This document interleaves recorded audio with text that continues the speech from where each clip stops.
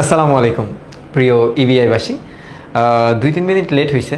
Technical কারণে আসলে 2-3 minute late করা লাগছে। আমাদের ক্যামেরা সেটিংটা আজকে তোমাদেরকে একটু প্যারা দিতে পারে। আগে থেকেই আমি ক্ষমা প্রার্থী এবং এটাকে ঠিক করার জন্য আসলে একটু লেট করে ফেলছি। আহ, বলা যায় না ক্লাস চলাকালীন কি কি প্রবলেম আমাদের আসলে ফেস করা লাগতে পারে। তো আমি চাইবো তোমরা একটু যুক্ত হও ক্লাসটাতে। তোমরা যুক্ত হওয়ার সাথে সাথে আজকের দিনকার আমাদের যে পড়াটা, সেই পড়াটা হচ্ছে লাল সালু এবং বহুল কাঙ্ক্ষিত এই ক্লাসটা। আসলে তোমরা যেভাবে পড়ে আমার কাছে অভ্যস্ত যে আমি তোমাদেরকে লাইন বাই লাইন পড়াবো, তো সেভাবে যদি আমি পড়াতে অনেক সময় লাগবে এবং সেভাবেই আমি পড়াইতে চাইছি তোমাদেরকে।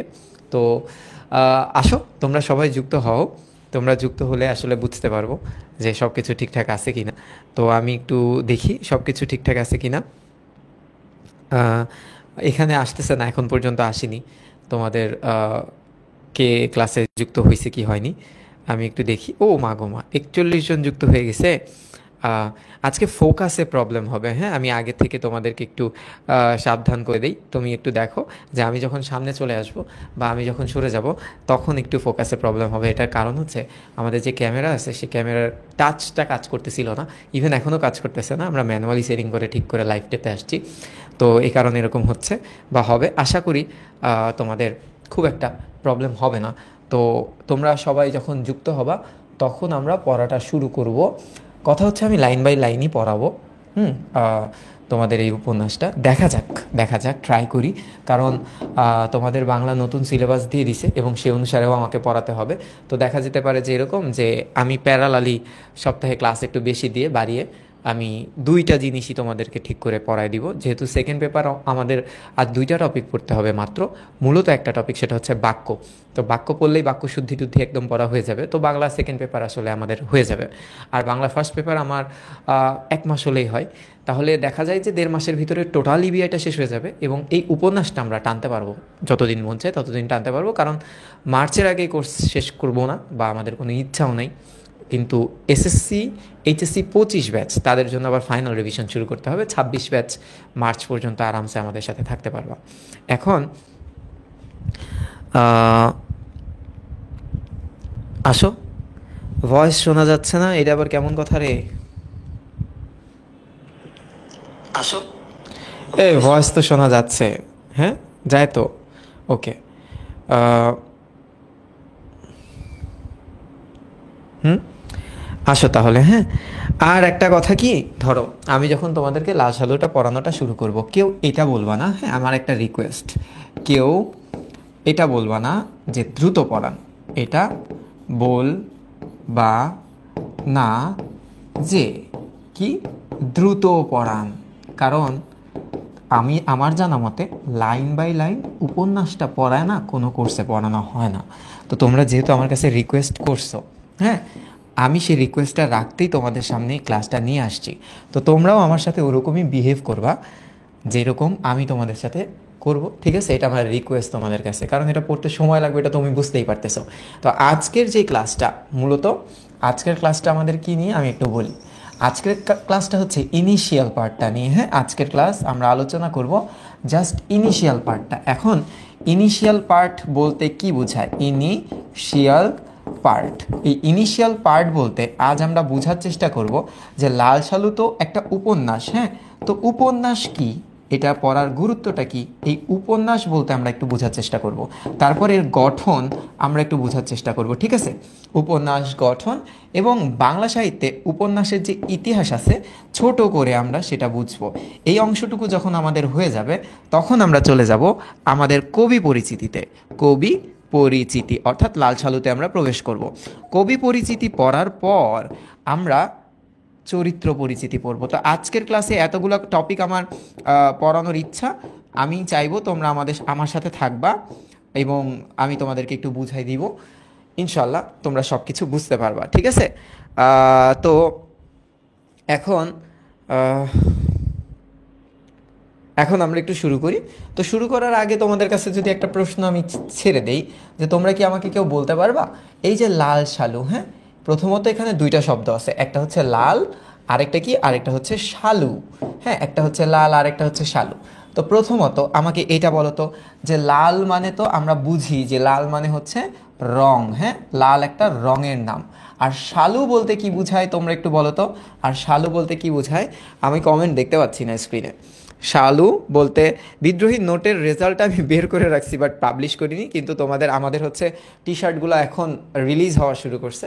তো তোমরা যারা পুরস্কার পাইছো, তোমাদের কাছে হয়তো বা এই সপ্তাহের মধ্যে পুরস্কার যাওয়া শুরু হবে এবং এই প্রচলনটা থেকে যাবে। এবার একটু আসো।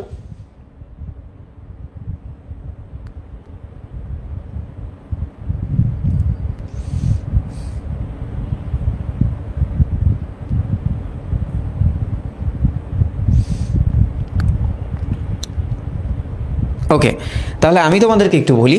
প্রথমত, শালু শব্দের অর্থ তো কাপড়, হ্যাঁ, শালু শব্দের অর্থ হচ্ছে কাপড়, এটা আমরা জানি। তো একটু বলে রাখি, এই যে বাংলা ভাষায় রং রিলেটেড বা রঙের যত নাম আছে না, তার ম্যাক্সিমাম শব্দের চয়ন করা হয়েছে হচ্ছে ফার্সি থেকে।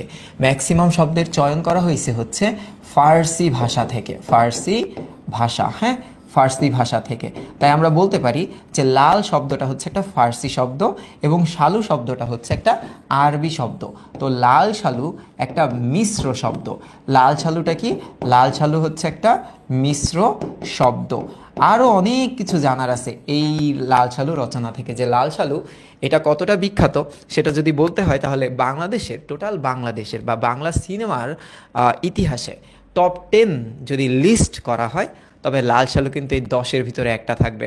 কারণ 2001 সালে যখন সিনেমাটা রিলিজ হয়, জাতীয় চলচ্চিত্র পুরস্কার প্রায় 8টা বিভাগে জাতীয় চলচ্চিত্র পুরস্কার পাইছিল। সেরা চলচ্চিত্র, সেরা সেরা অভিনেতা সহ আরও অনেক কিছু, স্টোরি, শব্দগ্রহণ, সব কিছুতেই কিন্তু এই লাল শালুটা ভালো পারফর্ম করছিল।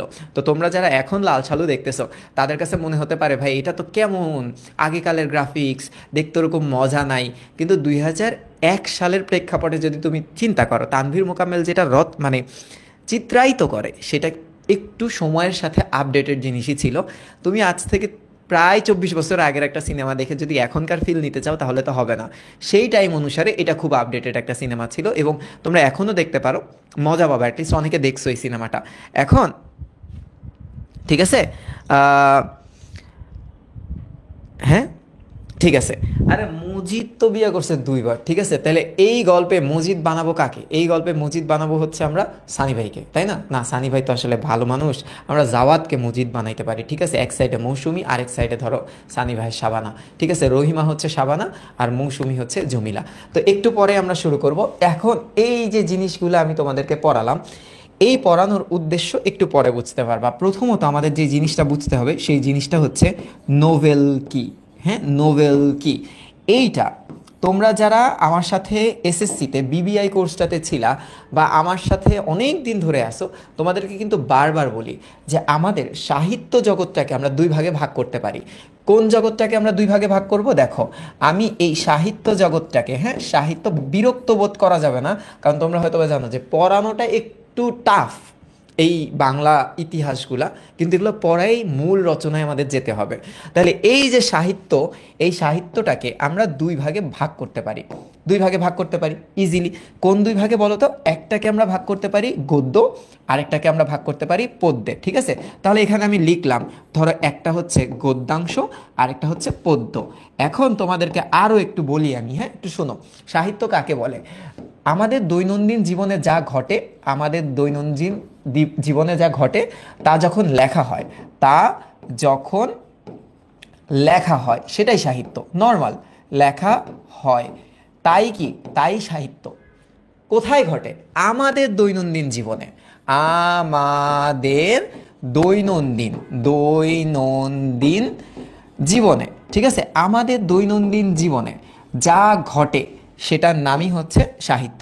সাহিত্যের 2টা অংশ আছে, একটা হচ্ছে গদ্য সাহিত্য, একটা হচ্ছে পদ্য সাহিত্য। তোমরা পড়ছো, পদ্যকে আমরা 2 ভাগে ভাগ করতে পারি। একটাকে বলতে পারি আমরা লিরিক পোয়েট্রি, হ্যাঁ, একটাকে কি বলতে পারি আমরা? Lyric poetry. সব বুঝবা, একটু ধৈর্য ধরো, আগে যদি পড়ে থাকো এখন আরেকবার পড়ো। Lyric poetry, what does it mean by lyric poetry? এটাকে বাংলায় বলা হয় গীতিকাব্য। এটাকে বাংলায় বলা হয় গীতিকাব্য। কাব্য মানে কবিতা। এখন গীতিকাব্য এই জিনিসটা কি বলতো? তোমাদের পাঠ্য বইয়ে যেগুলো আছে সেগুলো গীতিকাব্য, ঠিক আছে? নর্মালি এগুলো হচ্ছে গীতিকাব্য। এগুলো অনেক ধরনের হয়, দেশপ্রেমমূলক হয়, বিদ্রোহমূলক হয়, কিংবা প্রকৃতিপ্রেমমূলক হয়, দর্শনমূলক হয়, যেমন একটা উদাহরণ হচ্ছে সোনার তরী। অনেক টাইপ আছে। আরেকটা আছে, সেটাকে আমরা বলি এপিক পোয়েট্রি। সেটাকে আমরা বলি হচ্ছে এপিক পোয়েট্রি। এপিক পোয়েট্রি কোনটা? একটা উদাহরণ যদি তোমাদেরকে দেই, এটাকে বলা হয় মহাকাব্য। উদাহরণস্বরূপ আমি যদি তোমাদেরকে বলি, তোমরা 3টা নাম বলবা, মহাকাব্যের 3টা নাম বলবা, অনেকের মাথায় আসতে পারে যে এক হচ্ছে মহাভারত, এক হচ্ছে মহাভারত। মহাভারতটা কি বলতো? মহাভারতটা কিন্তু কাব্যিক ভাষায় লেখা। কাব্যিক ভাষা মানে কি? যেগুলা পদ্য হয় সেগুলা ছন্দের ভাষায় লেখা হয়, রিটেন উইথ রিদম। এগুলা কি নিয়ে লেখা হয়? এগুলাতে রিদম থাকে। হ্যাঁ, রিদম। রিদম মানে কি? এগুলা ছন্দে লেখা হয়, ছন্দে লেখা হয়। তার মানে মহাভারতটা কিন্তু কাব্যিক ভাষায় লেখা। আরেকটা হতে পারে রামায়ণ, তোমরা এগুলো সব জানো, রামায়ণ, ঠিক আছে? আবার আরেকটা কি হতে পারে? এই যে বিভীষণের প্রতি মেঘনাদ, এটার অ্যাকচুয়াল মহাকাব্যটার নাম কি বলতো? এটার নাম হচ্ছে মেঘনাদ বধ। হ্যাঁ, মেঘনাদ বধ। তাহলে সাহিত্যের যে একটা ব্যাপক অংশ ছিল পদ্য, এই পদ্য সম্পর্কে তোমরা একটা ধারণা পেলা। এখন তোমাদেরকে গদ্য সম্পর্কে ধারণা দেই। গদ্য ছন্দে লেখা হয় না, গদ্য সাবলীল ভাষায় লেখা হয়, সাবলীল ভাষায় লেখা হয়। হ্যাঁ, এইভাবে মানে কোনো কাব্যিক ছন্দ এখানে থাকে না। তো গদ্যের ভিতরে কি কি থাকে বলো তো? তোমরা কিন্তু পড়ছো গদ্যের ভিতরে, তোমরা ছোট গল্প পড়ছো না? বলো তো, ছোট গল্প যার কোনো স্টার্টিং নাই, যার কোনো এন্ডিং নাই, তোমরা এটা কিন্তু পড়ছো। তোমরা এছাড়াও প্রবন্ধ পড়ছো না, যেটাকে আমরা ইংরেজিতে বলি এসে, যেটাকে আমরা ইংরেজিতে বলি এসে। ছোট গল্পকে বলি হচ্ছে শর্ট স্টোরি, শর্ট স্টোরি। এবং এই শর্ট স্টোরির জনক হচ্ছে আমাদের রবীন্দ্রনাথ ঠাকুর বাংলা সাহিত্যে। আচ্ছা, এরপরে যেটা পড়ি আমরা সেটা কি বলতো? সেটা হচ্ছে নাটক। নাটক, এই নাটকটাকে আমরা ইংরেজিতে বলি হচ্ছে ড্রামা। ইংরেজিতে বলি কি? ড্রামা। এখন তোমাদেরকে একটা প্রশ্ন করা হবে। প্রশ্নটা এরকম যে বলতো, সমাজের দর্পণ বলা হয় কাকে? সমাজের দর্পণ কাকে বলা হয়? কাকে বা কোন সাহিত্যকে বলা হয়? কোন সাহিত্যকে বলা হয়? এই প্রশ্নটা অনেক জায়গায় পাবা, বলা হয়। প্রশ্নটা তোমরা বিসিএসে পাবা, প্রশ্নটা তোমরা বিভিন্ন পাবলিক ইউনিভার্সিটি পরীক্ষায় পাবা। তো এইটা একটু বইলো। হ্যাঁ, আচ্ছা, এই নাটক যেটা, আমরা যে লেখাটা অভিনয়ের মাধ্যমে উপস্থাপন করি সেটাই হচ্ছে নাটক। আরেকটা জিনিস থাকে, সেটা কি বলতো? লাস্ট, সেটা হচ্ছে উপন্যাস। সেটা কি? উপন্যাস। উপন্যাস হচ্ছে ইংরেজিতে এটাকে বলা হয় novel.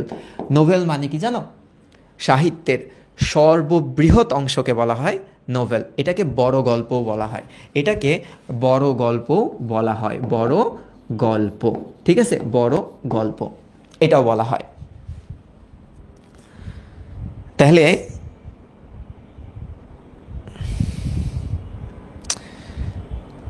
Okay, very good, thank you. Roksana Ripa ID থেকে right answer, Angel Maria right answer, Simamoni right answer, Ira right answer.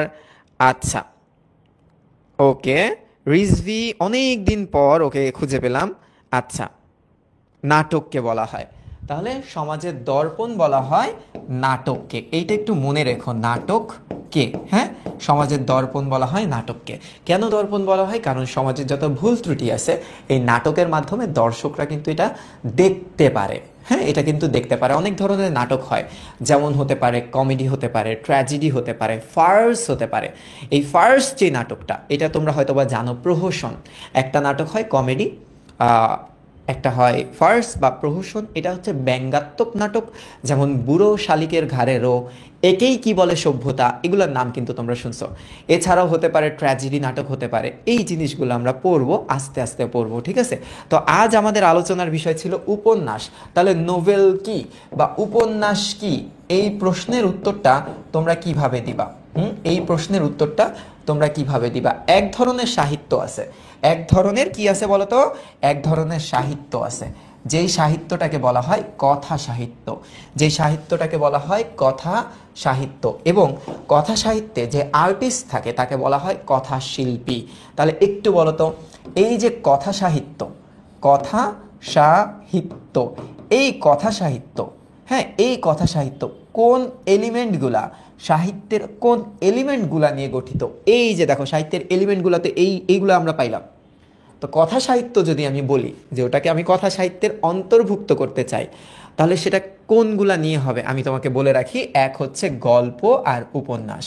গল্প আর উপন্যাস, হ্যাঁ, গল্প ও উপন্যাসকে কথা সাহিত্য বলা হয়। এবং গল্প এবং উপন্যাস যারা লেখেন বা যিনি রচনা করেন তাদেরকে বলা হয় কথা সাহিত্যিক, কথা শিল্পী বা কথা সাহিত্যিক। যেমন নন্দিত কথা শিল্পী বা নন্দিত কথা সাহিত্যিক কে ছিলেন, আমরা হুমায়ুন আহমেদের নাম কিন্তু শুনি। তো এই যে এইটা হচ্ছে একটু বেসিক উপন্যাসের। যেমন ইএম ফ্রস্টারের মতে তুমি যদি একটা উপন্যাস লিখতে চাও তাহলে ন্যূনতম 50,000 ওয়ার্ড তোমাকে ব্যবহার করতে হয়। ওয়ার্ড মানে কিন্তু শব্দ, বাক্য না। 50,000 শব্দ যদি এটা মিলে হয় তবে এটা উপন্যাসের কাতারে পড়ে, এটা উপন্যাস লেখার একটা ক্রাইটেরিয়ার মধ্যে পড়ে। আর যদি না হয় তাহলে সেটাকে আমরা গল্প বলি। মানে গল্প আর উপন্যাস প্রায় কাছাকাছি। উপন্যাসের সার্বিক একটা তোমার হচ্ছে জীবন দর্শন থাকে।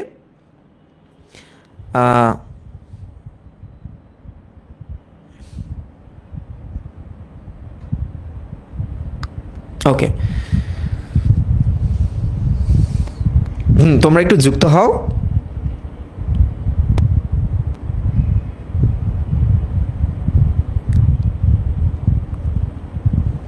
ঠিক আছে, তাহলে এখন তোমাদের পরীক্ষায় যদি প্রশ্ন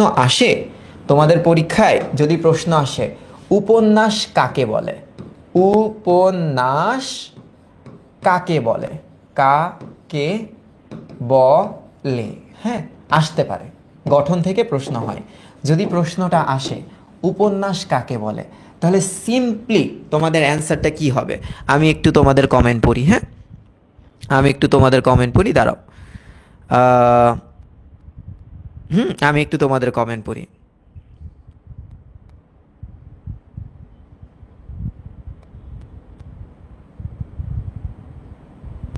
আচ্ছা, তাহলে ওকে, তোমরা যুক্ত হচ্ছ, থ্যাংক ইউ।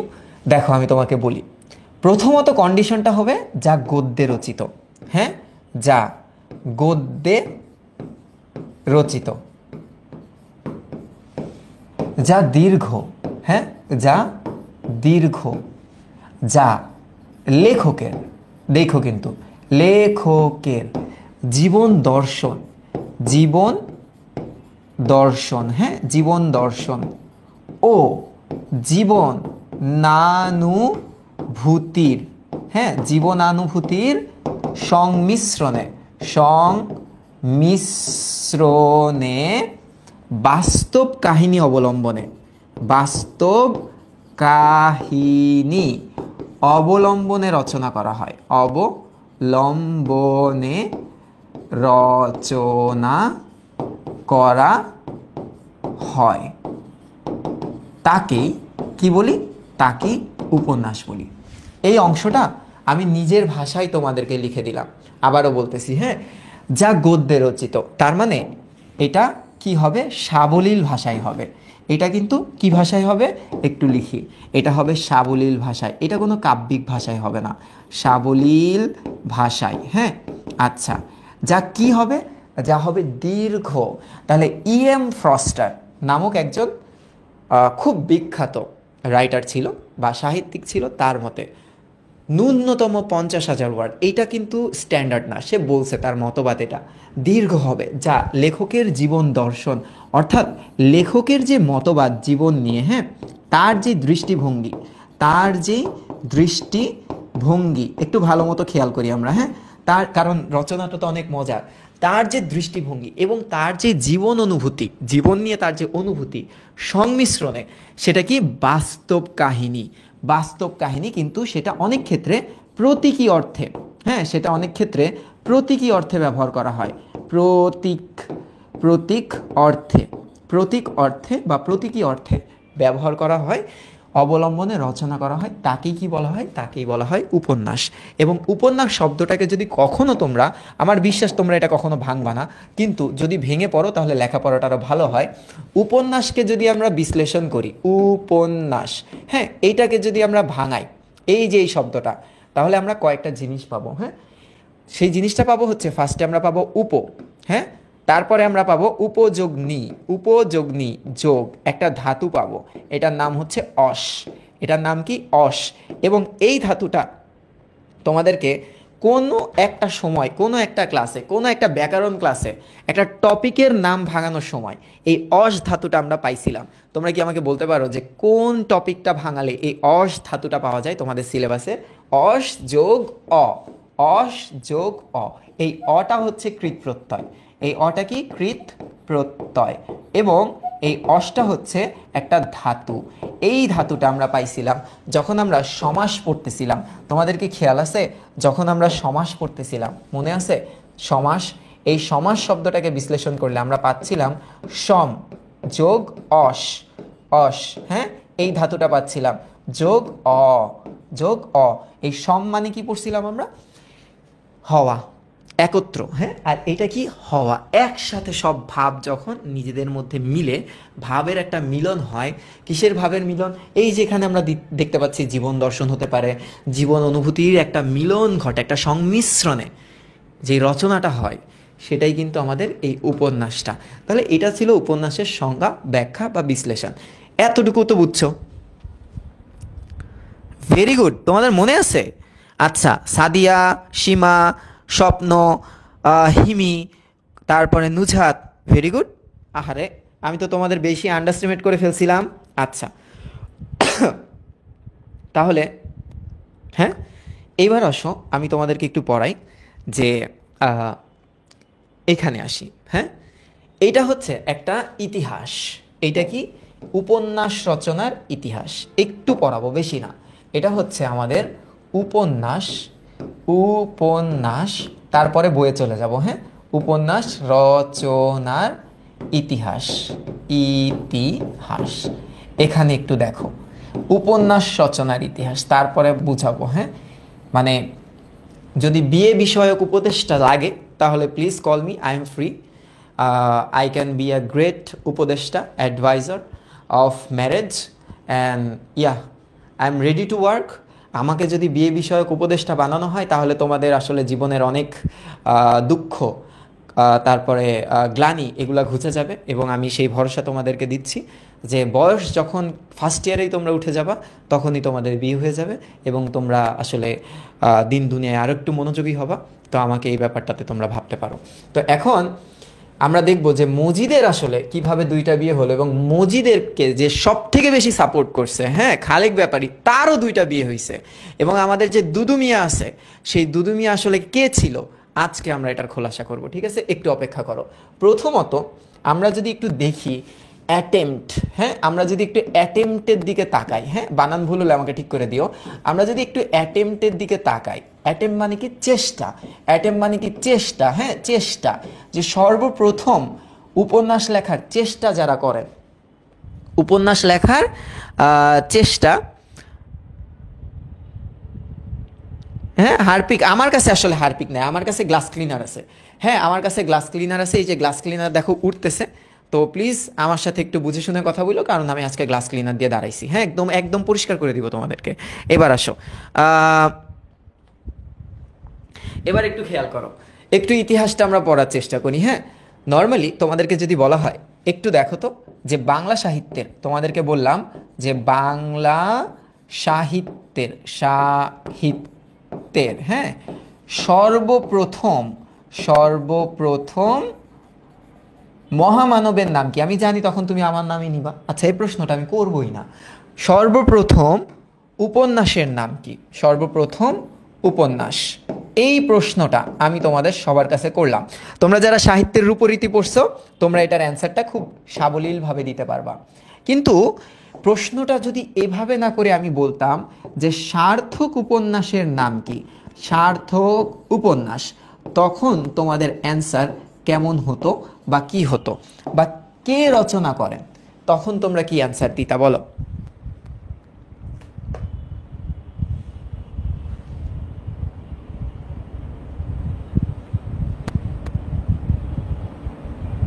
মেঘনাদ বধ কাব্য, ওটা কি হবে?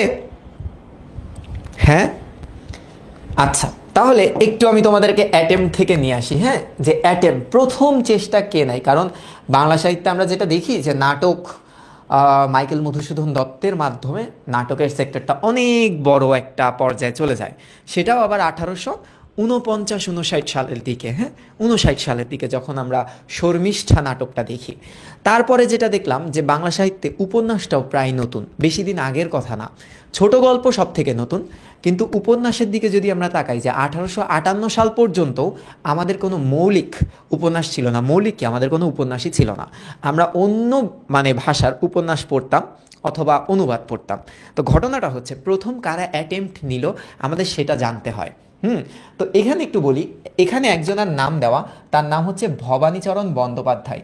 এই ভবানীচরণ বন্দ্যোপাধ্যায় 1929 সালে এবং 1932 সালে দুইটা অ্যাটেম্প্ট নেয়, কিন্তু এটা শুধুমাত্রই চেষ্টা হয়ে থাকে, কারণ উপন্যাসের যতগুলা ক্রাইটেরিয়া থাকে সেই ক্রাইটেরিয়াগুলো তিনি পালন করতে পারেনি বলে ওগুলাকে উপন্যাস ধরা হয় না, হ্যাঁ ওগুলাকে উপন্যাস ধরা হয় না।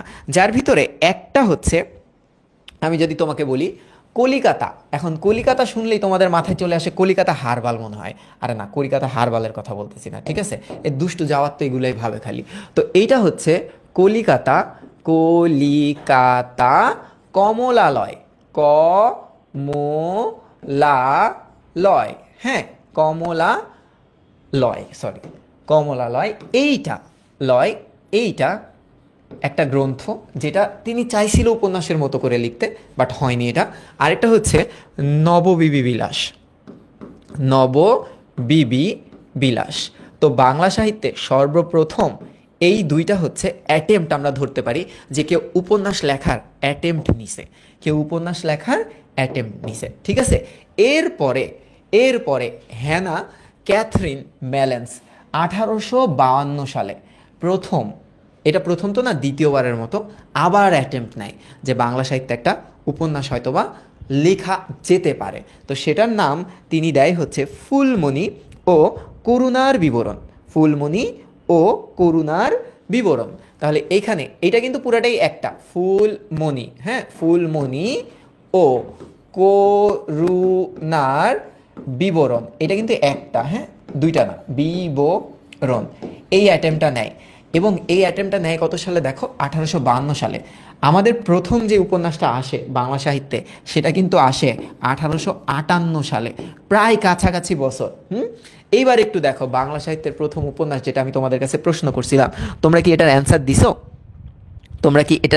দিছে, ইসরাত দিছে, আরাফাত দিছে, হ্যাঁ আচ্ছা, তার মানে এটার অ্যান্সার আমরা দিতে পারি কি, সেটা হচ্ছে আলালের ঘরে দুলাল, আলালের ঘরে দুলাল, হ্যাঁ এই যে এইটা হচ্ছে বাংলা সাহিত্যের প্রথম উপন্যাস, যেটা লেখে প্যারীচাঁদ মিত্র। একটু লিখে ফেলো প্যারীচাঁদ, তার নাম হচ্ছে প্যারীচাঁদ মিত্র, হ্যাঁ প্যারীচাঁদ মিত্র তিনি লেখে, বা টেকচাঁদ মিত্র নামেও তিনি পরিচিত। তিনি হচ্ছে আলালের ঘরে দুলাল এই উপন্যাসটা লেখে, এবং এই উপন্যাস কিন্তু বাংলা সাহিত্যের সার্থক উপন্যাস না, সরি আমি একটু বানান ভুল করছিলাম, প্যারীচাঁদ মিত্র, হ্যাঁ এইটাকে সার্থক উপন্যাস বলতেছি না আমরা, এটা কিন্তু সার্থক না, সার্থক আমি পাশে লিখলাম, সার্থক নয়। তার মানে এটা উপন্যাস, কিন্তু আমরা বলতে পারি যেটা পারফেক্টলি রিটেন কোনো উপন্যাস না, কিন্তু এটা ইতিহাসের অংশ, হ্যাঁ এটা ইতিহাসের অংশ। এখন আমি তোমাদেরকে বলি প্রথম উপন্যাসটা কে লেখে, সাহিত্যের প্রথম সার্থক উপন্যাস, এটা ছিল হচ্ছে 1858 সালে, 1858 সাল, হ্যাঁ। এবার তোমরা একটু দেখো বাংলা সাহিত্যের প্রথম সার্থক উপন্যাস, যেটা সার্থক, হ্যাঁ পারফেক্টলি রিটেন, তোমরা সবাই জানো, আমি একটু হিন্টস দেই, তিনি হচ্ছে বাংলা সাহিত্যের, তাকে বলা হয় সাহিত্য সম্রাট। তাকে কি বলা হয়? তাকে বলা হয় হচ্ছে সাহিত্য সম্রাট। এখন একটু বলো তো সাহিত্য সম্রাটকে, এখন একটু বলো তো সাহিত্য সম্রাটটা কে ছিলেন? তোমরা জানো, তোমরা ভালো মতো জানো, এইটা লেখা হয় হচ্ছে 1865 সালে। তো সাহিত্য সম্রাটের নাম কি ছিল বলো তো? তোমরা পারো, অপেক্ষা করি। হ্যাঁ নামটা বলে দিব, নামটা হচ্ছে দুর্গেশ নন্দিনী। দুর্গেশ নন্দিনী, হ্যাঁ দুর্গেশ নন্দিনী, এই যেটা দুর্গেশ নন্দিনী, নন্দিনী, ঠিক আছে। লিখছে কে? বঙ্কিমচন্দ্র বন্দ্যোপাধ্যায়, চট্টোপাধ্যায়, বঙ্কিমচন্দ্র, ঠিক আছে। বাস, এইবার এই যে চারটা কোয়েশ্চেন আছে না, এই চারটা তোমাদের একটু পড়ে রাখতে হবে। বাংলা সাহিত্যের প্রথম মুসলিম লেখককে, এটা বাংলা সাহিত্যের প্রথম মহিলা ঔপন্যাসিককে, তার সাথে রবি ঠাকুরের একটা যোগসূত্র আছে, তার সাথে রবি ঠাকুর ইনার একটা যোগসূত্র আছে, রবি ঠাকুরের যোগসূত্র আছে, হ্যাঁ। আবার তোমরা আবার পাশে আবার এটা লিখো না, তার সাথে একটা যোগসূত্র আছে, রবি ঠাকুরের বোন, হ্যাঁ। আচ্ছা, বাংলা সাহিত্যের প্রথম ব্যঙ্গ উপন্যাস কে লেখে, যেটার নাম কল্পতরু, এটার নাম হচ্ছে কল্পতরু, এটা আমি একটু বলে রাখি, কল্পতরু, হ্যাঁ। আচ্ছা, বাংলা সাহিত্যের প্রথম রোমান্টিক উপন্যাস কোনটা, এইটা একটু তোমরা আমাকে বলবা। কপালকুণ্ডলা, তোমরা হয়তো বা জানো কপালকুণ্ডলা, হ্যাঁ কপালকুণ্ডলা। এখন কপালকুণ্ডলার একটা লাইন আছে যেখানে বিখ্যাত একটা প্রশ্ন আসে যে বাংলা সাহিত্যের উপন্যাসে প্রথম রোমান্টিক সংলাপ কোনটা। এই প্রশ্নটা তোমরা কি আজ পর্যন্ত পাইছো? যদি টেস্ট পেপার ঘাটাও, টেস্ট পেপার না কোয়েশ্চেন ব্যাংক যদি ঘাটাও, তাহলে এই প্রশ্নটা আসবে যে বাংলা সাহিত্যের প্রথম রোমান্টিক সংলাপ কোনটা। সংলাপ মিন্স ডায়লগ, হ্যাঁ।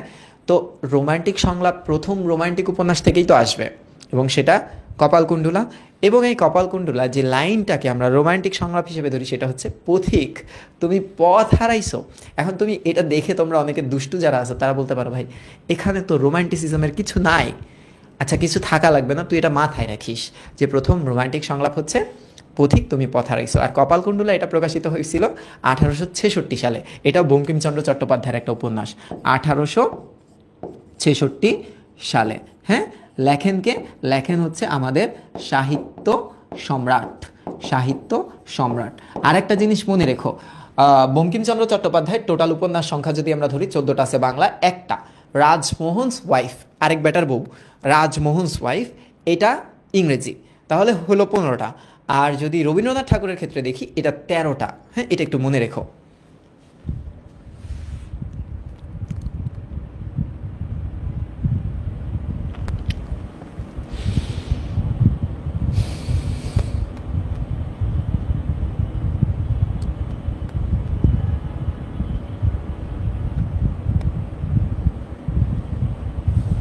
ঠিক আছে, এটা হচ্ছে 1874 সালে, 1874 সালে। এই সালগুলা আমাদের একটু মনে রাখতে হবে। আচ্ছা, একটু বলো তো বাংলা সাহিত্যের প্রথম মহিলা ঔপন্যাসিকটা কে ছিল? তার নাম হচ্ছে, তিনি লিখছে হচ্ছে দীপ নির্বাণ, হ্যাঁ দীপ নির্বাণ তিনি লেখেন। তিনি হচ্ছে রবীন্দ্রনাথ ঠাকুরের বড় বোন, যোগসূত্রটা হচ্ছে তার বড় বোন, হ্যাঁ বড় বোন। তার নাম কি ছিল? তার নাম ছিল হচ্ছে স্বর্ণকুমারী দেবী। একটু লিখে রাখো, তার নাম হচ্ছে আছে কমেন্ট দেখতে পারতেছি না, স্বর্ণকুমারী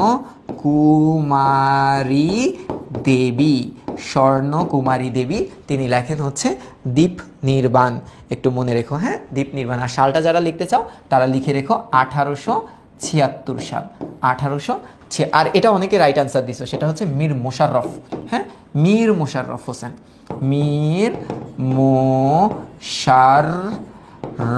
মোশাররফ। তিনি হচ্ছে লিখছে কি জানি, লিখছে রত্নবতী, তিনি লিখছে হচ্ছে রত্নবতী। আর পদ্মাবতী আছে কিন্তু, পদ্মাবতীটা কিন্তু নাটক, একটু মনে রেখো, পদ্মাবতীটা কিন্তু নাটক, সেটা হচ্ছে আমাদের কে জানি লিখছে, মাইকেল মধুসূদন দত্ত। এটা একটু মনে রাখতে হবে তোমাদের, ঠিক আছে। এই ছিল তোমাদের পড়া, তোমরা উঠায় ফেলো, হ্যাঁ তোমরা উঠায় ফেলো।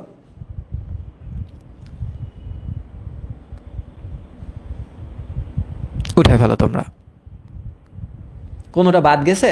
মুসলিম হচ্ছে মীর মোশাররফ, রত্নবতী, আর তোমার হচ্ছে কল্পতরু, এটা হচ্ছে 1874।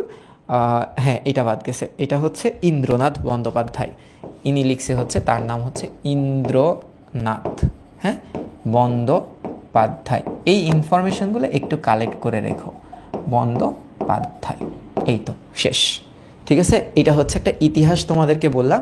এই ইতিহাস যেহেতু হয়ে গেছে, এখন আমরা এক এক করে চলে আসব লাল সালুতে।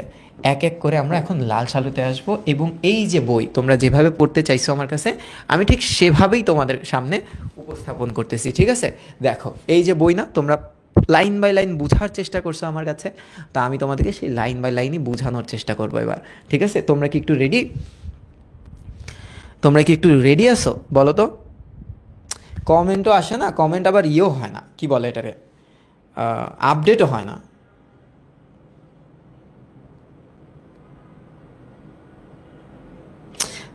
রোজা, তোমার কমেন্ট যে দেখবো, এই কমেন্ট আসে না, স্ক্রিনে আসতেছে না, এত বড় একটা স্ক্রিন, কমেন্ট আসতেছে না। হ্যাঁ, ওয়ালাইকুম আসসালাম। হ্যাঁ, তাহলে এইবার তোমরা যেভাবে পড়ে অভ্যস্ত আমার কাছে, আমি সেভাবে তোমাদেরকে পড়াচ্ছি। প্রথমত আমরা এখন যাব হচ্ছে সৈয়দ ওয়ালিউল্লাহ তার কাছে। তোমরা একটু বলো তো, সৈয়দ ওয়ালিউল্লাহর কোন রচনাটা এসএসসিতে পড়ছিলা? একটু বলো তো, কোন রচনা, হ্যাঁ কোন রচনাটি আমাদের এসএসসি লাইফে ছিল? এসএসসি লাইফ এ ছিল, ওখানেও কিন্তু একই ধরনের একটা কাহিনী ছিল, তাই না? একটু চিন্তা করলে তোমরা এটার অ্যান্সার দিতে পারবা। হ্যাঁ, তো দেখি। তিনি হচ্ছে কথা সাহিত্যের অন্যতম শ্রেষ্ঠ রূপকার। এখন তোমরা অনেকেই প্রশ্ন করতা যে ভাই কথা সাহিত্য জিনিসটা কি? আমি তোমাকে বলছি, কথা সাহিত্য মানে গল্প, বিশেষ করে ছোট গল্প। হ্যাঁ, ছোট গল্প, আর বড় গল্পটাই তো উপন্যাস। ও উপন্যাস, এই সেক্টরটাকে বোঝানো হয়, এই সেক্টরটাকে বোঝানো হয়। তিনি শ্রেষ্ঠ রূপকার, জীবন সন্ধানী ও সমাজ সচেতন এ সাহিত্য শিল্পী। চট্টগ্রাম জেলার ১৬ শহরে ১৯২২ সালের ১৫ই আগস্ট, এই তারিখটা কি মনে পড়ে? মনে পড়ে? হ্যাঁ বলো তো, মনে পড়ে তারিখটি? আচ্ছা, এক সম্ভ্রান্ত মানে ভালো একটা পরিবারেই তার জন্ম। তার পিতৃনিবাস ছিল নোয়াখালীতে। তার পিতা সৈয়দ আহমদুল্লাহ ছিলেন উচ্চ পদস্থ সরকারি কর্মকর্তা। হ্যাঁ, বাংলার বিভিন্ন অঞ্চলে পিতার কর্মস্থল হওয়ায় শৈশব, কৈশোর ও যৌবন অতিবাহিত হয়। ফলে এ অঞ্চলের মানুষের জীবনকে নানাভাবে দেখার সুযোগ তার ঘটে, যা তার উপন্যাস ও নাটকের চরিত্র চিত্রণে মানে কি ফুটিয়ে তুলতে, এটা একটু লিখে রাখতে পারো, চরিত্রটা ফুটিয়ে তুলতে, হ্যাঁ ফুটিয়ে তুলতে সাহায্য করে। আচ্ছা, এবার একটু খেয়াল করো, অল্প বয়সে মাতৃহীন হওয়া সৈয়দ ওয়ালিউল্লাহ ১৯৪১ খ্রিস্টাব্দে ঢাকা ইন্টারমিডিয়েট কলেজ থেকে আইএ এবং আনন্দমোহন কলেজ থেকে বিএ পাশ করে। তারপরে কলকাতা বিশ্ববিদ্যালয়ে অর্থনীতি বিষয়ে এমএ পড়ার জন্য ভর্তি হন। পৃথিবীর অন্যতম কঠিন একটা সাবজেক্ট হচ্ছে ইকোনমিক্স, তোমরা হয়তো বা জানো। এটা দুইটা সেক্টর থাকে, একটা হচ্ছে ম্যাক্রো ইকোনমিক্স, এটা একটু বড়, আর মাইক্রো ইকোনমিক্স। হ্যাঁ, যেখানে মাইক্রো ইকোনমিক্স এক ব্যক্তি ব্যবসা নিয়ে চিন্তাভাবনা করে, আর যেটা হচ্ছে ম্যাক্রো, সেটা তো সার্বিকভাবে সামষ্টিক বা ব্যষ্টিক অর্থনীতি নিয়ে চিন্তা করে। এবার একটু আসো, ভর্তি হন, কিন্তু ডিগ্রি নেওয়ার আগেই ১৯৪৫ খ্রিস্টাব্দে তার পিতার মৃত্যু হলে তিনি বিখ্যাত ইংরেজি দৈনিক দ্য স্টেটমেন্ট, ওই টাইমে এর সাব এডিটর হিসেবে যুক্ত হন এবং সাংবাদিকতার সূত্রে কলকাতার সাহিত্যিক মহলে পরিচিত হয়ে ওঠেন। তখন থেকে বিভিন্ন পত্রপত্রিকায় তার রচনা প্রকাশিত হতে থাকে।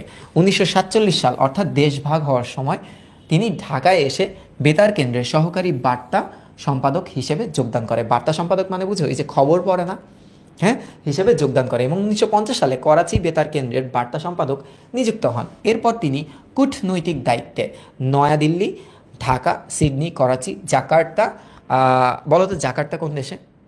ইন্দোনেশিয়া না? বলো তো ইন্দোনেশিয়ার রাজধানীর নাম কি? জাকার্তা? আমি ভুল হতে পারি। বন, লন্ডন এবং প্যারিস সহ নানা পদে তিনি নিযুক্ত ছিল। তার সর্বশেষ কর্মস্থল ছিল প্যারিসে। এবং তোমাকে বলে রাখি, তিনি কিন্তু একজন ফ্রেঞ্চ জীবনসঙ্গিনী নেন বলতে কি বলি, যে জীবনসঙ্গিনী পান তার জীবনে, এবং তিনি কিন্তু লাল সালু যে রচনাটা আছে না, সেটাকে ট্রান্সলেট পর্যন্ত করে, সেটাতে আমরা আসবো একটু পরে। অ্যান ম্যারি থিবো তার নাম। বাংলাদেশের মুক্তিযুদ্ধের পক্ষে কাজ করার জন্য তিনি পাকিস্তান সরকারের চাকরি থেকে অব্যাহতি নেন এবং মুক্তিযুদ্ধের পক্ষে ব্যাপক সক্রিয় হন। বাংলাদেশের স্বাধীনতা লাভের পূর্বেই ১৯৪১ সালের ১০ অক্টোবরে তিনি প্যারিসে মৃত্যুবরণ করেন। এইবার এই যে এই পার্টটা আছে না, এই পার্টটা হচ্ছে তোমার জন্য সব থেকে ইম্পর্ট্যান্ট। এই পার্টটা দেখো, এবং এমসিকিউর জন্য, কলেজের এমসিকিউর জন্য অনেক বেশি ইম্পর্টেন্স তোমাকে দিতে হবে। তাহলে আমরা একটু শুরু করি।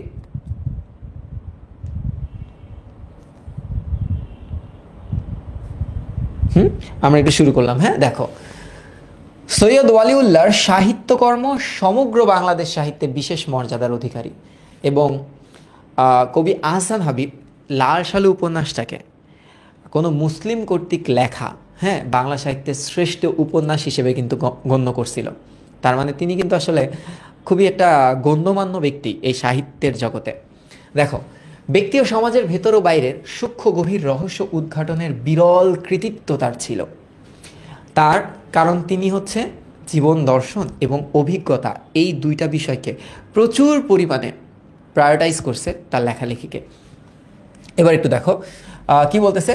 তার গল্প উপন্যাস একদিকে যেমন স্থান পেয়েছে কুসংস্কার অন্ধবিশ্বাসে আচ্ছন্ন বিপর্যস্ত আশাহীন মৃতপ্রায় সমাজ জীবন, অন্যদিকে তেমনই স্থান পেয়েছে মানুষের মনের ভেতরকার লোভ, প্রতারণা, ভীতি, ঈর্ষা মানে হিংসা প্রবৃত্তির ক্রিয়া প্রতিক্রিয়ায়। কেবল রসপূর্ণ কাহিনী পরিবেশন নয়, তার অভীষ্ট মানে লিখে রাখো গোল, অভীষ্ট মানে লিখে রাখো গোল বা লক্ষ্য ছিল মানব জীবনের মৌলিক সমস্যার রহস্য উন্মোচন। এইবার এখান থেকে একটু খেয়াল করো, তার 40টার উপরে গল্প ছিল, কিন্তু মাত্র 2টা বই ছিল, আর বাকি গল্পগুলা গ্রন্থায়িত হয়নি।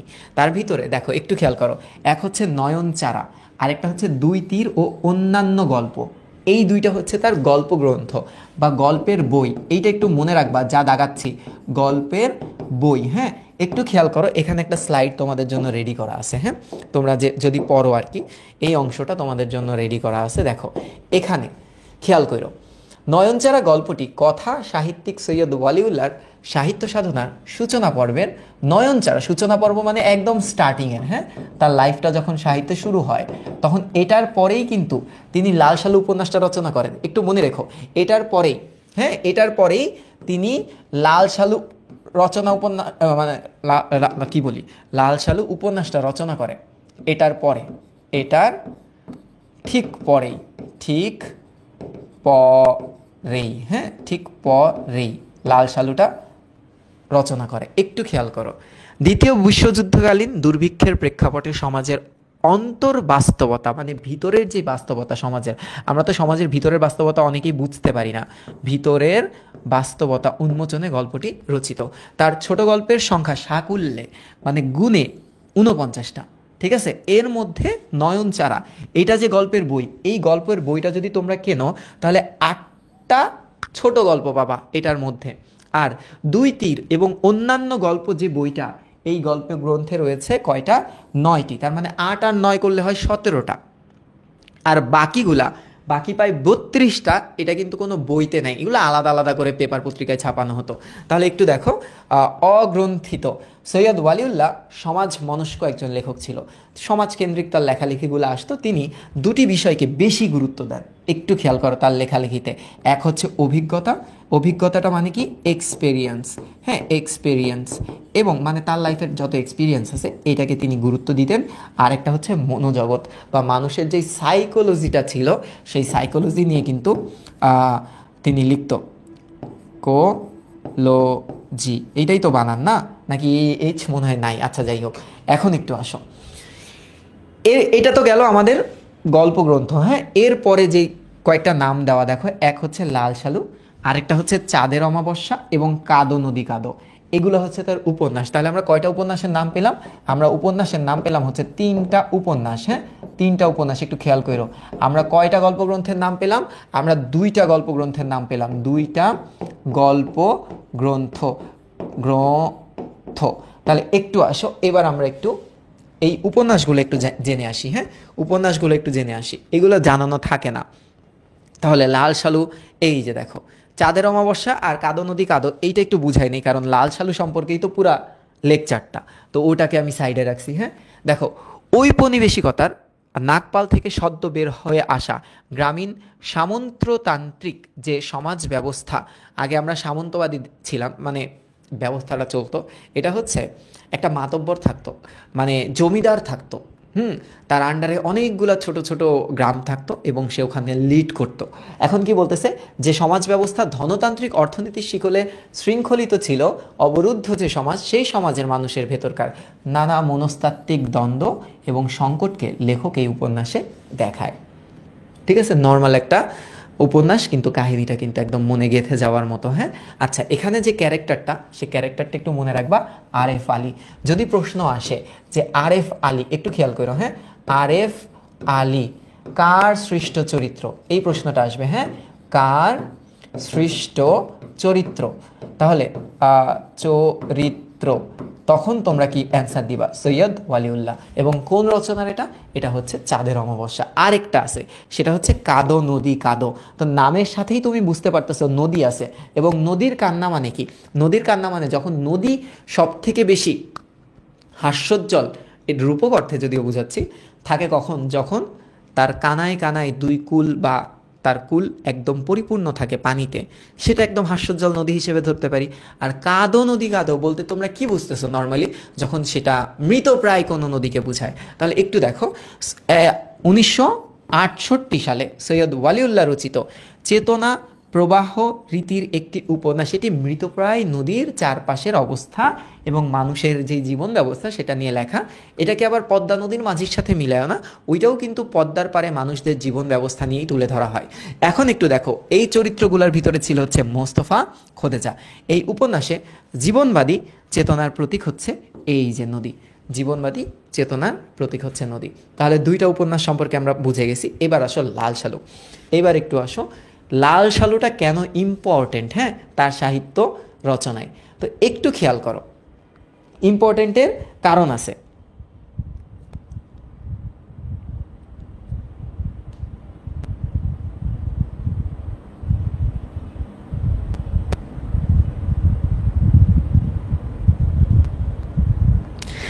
হ্যাঁ, আজকে কমেন্ট পড়তে পারতেছি না দেখে আমার বেশি খারাপ লাগতেছে। স্ক্রিনে দেখো কোনো কমেন্ট নাই, কমেন্ট উঠতেছে না, ভিউয়ার দেখাইতেছে 0, মিনিট দেখাইতেছে 46.41।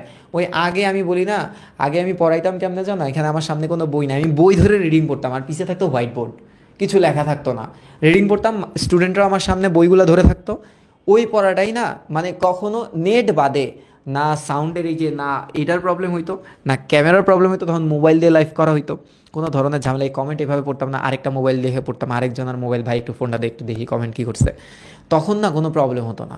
যত আপডেট হচ্ছি আমরা, সমস্যার সমাধান হওয়ার পরিবর্তে আরও সমস্যা আসতেছে।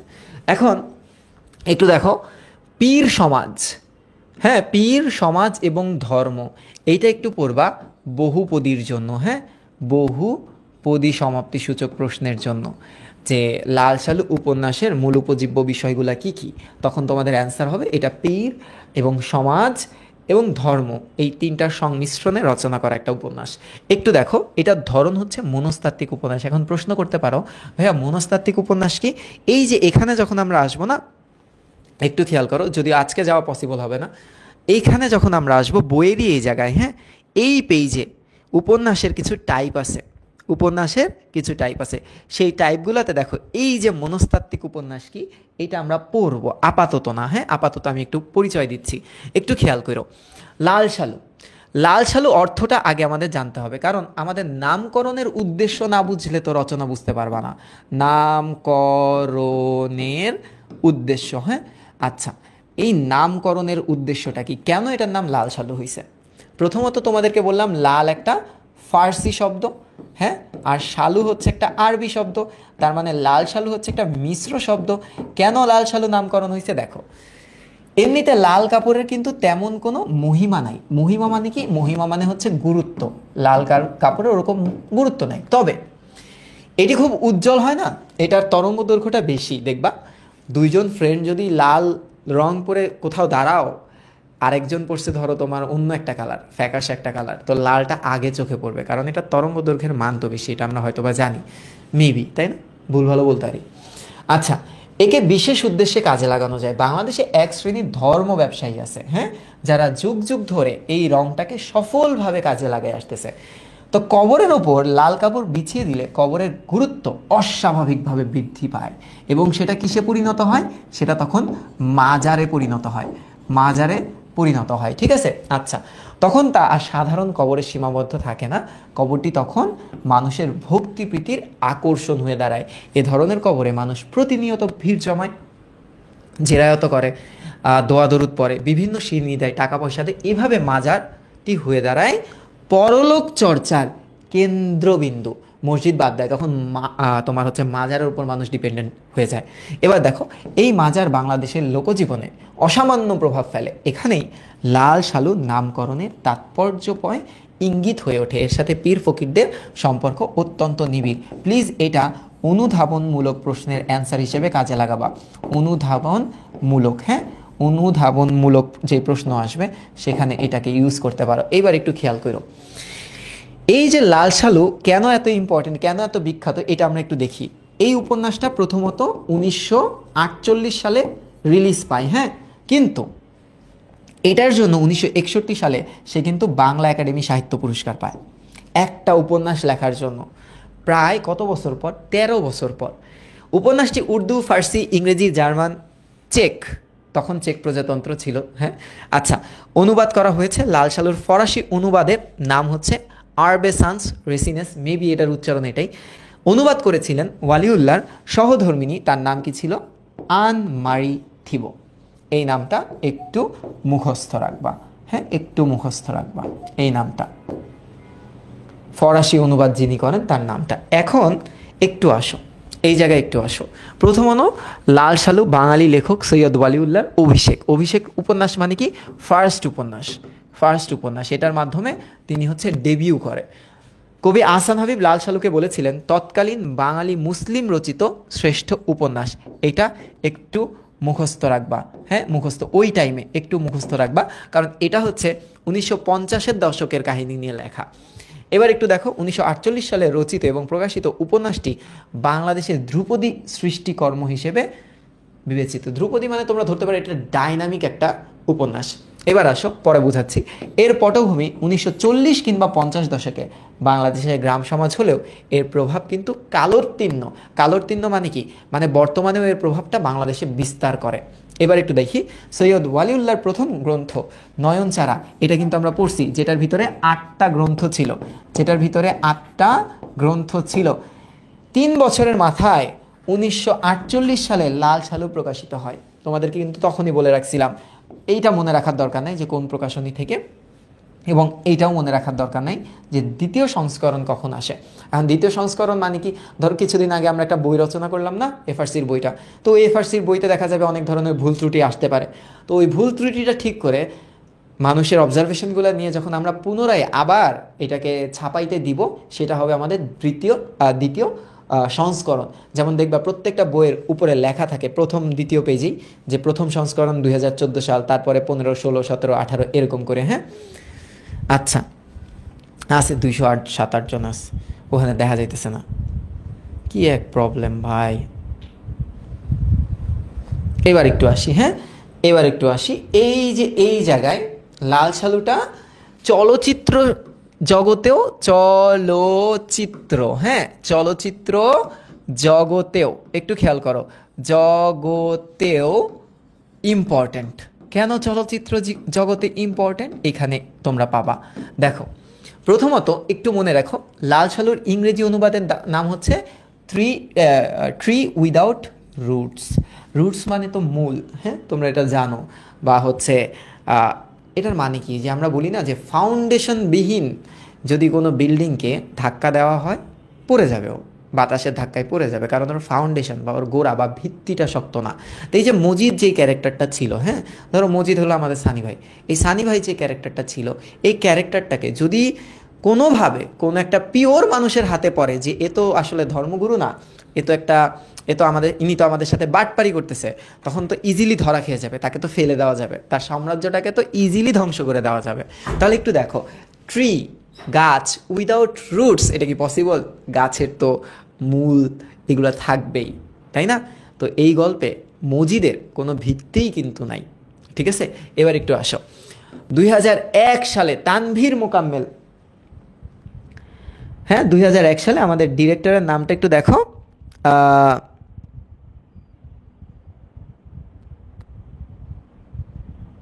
হ্যাঁ, অনেকটা পরগাছা বলতে পারো। 2001 সালে তানভীর মোকাম্মেলের পরিচালনায় উপন্যাসটি চলচ্চিত্র রূপ লাভ করে। এতে মজিদ চরিত্রে অভিনয় করে রাইসুল ইসলাম আসাদ। তোমরা একটু দেখতে পারো, রাইসুল ইসলাম আসাদ কিন্তু অনেক গুণী একজন অভিনেতা এবং শ্রেষ্ঠ চলচ্চিত্র সহ 8টি জাতীয় চলচ্চিত্র পুরস্কার অর্জন করে, বিশাল অর্জন। হ্যাঁ, এছাড়াও দর্শকপ্রিয়তা পায় এবং এতে অভিনয় করছে কারা কারা, বিশেষ করে যে ক্যারেক্টারগুলো আসলে মনে দাগ কাটছে তার ভিতরে ছিল আমাদের হচ্ছে রাইসুল ইসলাম আসাদ, যিনি মজিদ ক্যারেক্টারটা প্লে করে, কেন্দ্রীয় চরিত্র প্লে করে। তারপরে আরেকটা চরিত্র ছিল হচ্ছে আক্কাস, তৌকির আহমেদের, যদিও এটা ওরকম লিড কোনো চরিত্র না, এটা হচ্ছে তোমার বলতে পারো পার্শ্ব চরিত্র। তো পার্শ্ব চরিত্রে তো খুব ভালো অভিনয় করছিল। তাছাড়া চাঁদনি বা জমিলা, তোমরা জানো যে জমিলা ক্যারেক্টারটা এবং আকাশ ক্যারেক্টারটাই কিন্তু নবজাগরণের অগ্রদূত হিসেবে এই গল্পে বা এই রচনায় আসলে স্থান বা দর্শকপ্রিয়তা পায়। এছাড়াও বাংলা চলচ্চিত্র পুরস্কার পায়। এই কী কী চলচ্চিত্র পুরস্কার পায় দেখো, শ্রেষ্ঠ চলচ্চিত্র, শ্রেষ্ঠ পরিচালক, অভিনেতা, গল্প, সংলাপ, চিত্রনাট্য, শব্দগ্রহণ সহ আরও অনেক পুরস্কার পায় কিন্তু বিভিন্ন বিভাগে। তো লাল সালু উপন্যাসটা এই কারণেই আমাদের জন্য অনেক বেশি গুরুত্ব বহন করে। এইবার একটু আসো, এখানে লাস্টের দিকে আমরা কবি পরিচিতির শেষের দিকে আসি আমরা, একটু দেখো, তারপর চরিত্র পরিচিতি পড়াবো। হ্যাঁ, তারপর চরিত্র পরিচিতি পড়াচ্ছি। দেখো এখানে কি বলছে, এখানে আরও কয়েকটা কথা বলছে। তাহলে 3টা উপন্যাসের কথা আছে। এইবার তার 4টা নিরীক্ষামূলক নাটক ছিল, তার ভিতরে একটা হচ্ছে বহিপীর, এটা কিন্তু সবার পড়া শেষ, সবার পড়া শেষ। আরেকটা কি, আরেকটা হচ্ছে তরঙ্গভঙ্গ, উজানে মৃত্যু এবং সুরঙ্গ। উজানে মৃত্যুটা হচ্ছে লাস্ট, সুরঙ্গটা হচ্ছে বাচ্চাদের জন্য, এবং উজানের মৃত্যুটা অপ্রকাশিত নাটক ছিল। তো এক্ষেত্রে তোমরা এই স্লাইডটা একটু ফলো করতে পারো, এই স্লাইডটা একটু ফলো করতে পারো, একটু আমি তোমাদেরকে বের করে দিই। একটু দেখো কই গেল, দাঁড়াও আসি। এই যে এটা, হ্যাঁ, বহিপীর 1960 সালে প্রকাশিত হয়, এটা নিয়ে তো তোমাদের কিছু বলার নাই। তরঙ্গভঙ্গ হচ্ছে একটা নাটক, অভাব দারিদ্র্যের পরিপ্রেক্ষিতে সাধারণ মানুষের জীবন সংগ্রাম, নর্মাল একটা নাটক। এটা হচ্ছে অপ্রকাশিত একটা নাটক। এবার একটু দেখো সুরঙ্গটা কি, শিশুদের জন্য নাটক। এবার উজানে মৃত্যুটা কি, সৈয়দ ওয়ালিউল্লাহ রচিত সবশেষ নাটক। 3টি প্রতীকী চরিত্রের অস্তিত্বহীন অনিশ্চিত গন্তব্যের পরিক্রমায় মানব জীবনের প্রকৃত সত্যের সন্ধান নিয়ে এই নাটকটি রচনা করা। তাহলে অপ্রকাশিত নাটক আমি যেটা বলছিলাম, উজানের মৃত্যুটা ভুলে, এটা হবে হচ্ছে তরঙ্গভঙ্গ, তাড়াতাড়ির জন্য হয়েছে। তো সালগুলো একটু মনে রেখো, 66, 60, 64 এবং 66।